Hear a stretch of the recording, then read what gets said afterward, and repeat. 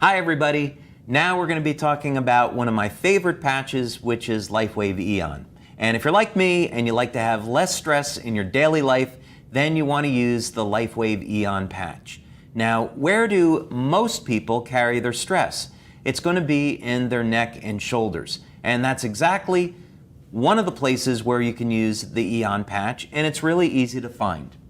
You're simply going to tilt your head forward, and this bone which protrudes at the back of the neck is where you apply the Aeon Patch. This is known as the C7 vertebrae. Now, alternatively, another place where you can apply the Aeon Patch is about 2 finger widths below the belly button. Now, you'll notice that both of these points are along the midline of the body.